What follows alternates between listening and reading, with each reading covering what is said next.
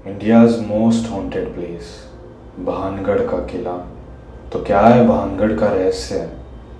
ऐसा कोई आर्कोलॉजिकल या कोई हिस्टोरिकल रिकॉर्ड नहीं है जो ये प्रमाणित करता हो कि इस किले पे कभी कोई युद्ध हुआ था या कभी यहाँ कोई भूकंप आया था।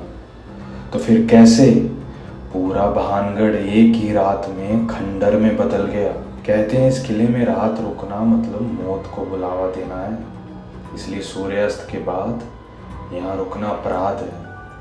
हर अमावस्या के दिन भानगढ़ के आसपास के लोग यहाँ आके पूजा पाठ करते हैं ताकि भानगढ़ में भटक रही आत्माओं को मोक्ष मिल सके। इस किले को 16वीं शताब्दी में राजा मान सिंह ने बनवाया था। वो यहाँ अपनी बेहद खूबसूरत रानी रत्नावती के साथ रहते थे। भानगढ़ की किले की एक चोटी पे बनी है एक कुटिया जिसमें एक तांत्रिक रहता था। नाम था सिंधु सेवड़ा।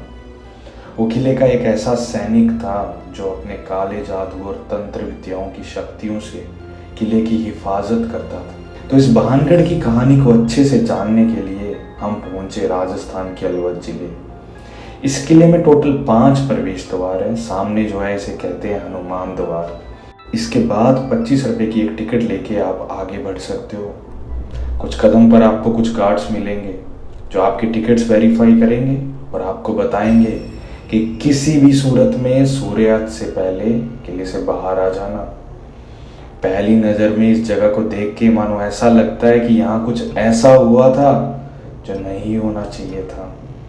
अरावली की गोद में बसा भानगढ़ बहुत शांत सा महसूस हो रहा था।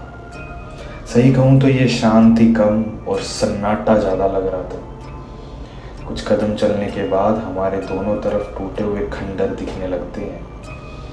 कहते हैं कि ये कभी भानगढ़ का जौहरी बाजार हुआ करता था।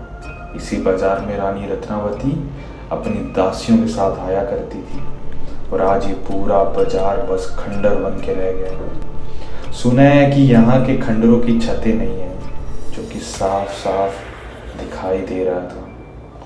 थोड़ा बड़े ही थे कि सालों पुराने बरगद के पेड़ यूं खड़े थे मानो उस काली रात की गवाही दे रहे हों। इस पेड़ को कभी घर के आसपास नहीं लगाया जाता। कहते हैं कि बरगद ऐसा पेड़ है जो बर्बादी चाहता है, आबादी नहीं। इस बात में कितनी सच्चाई है ये मैं आपकी सोच पे छोड़ता हूँ।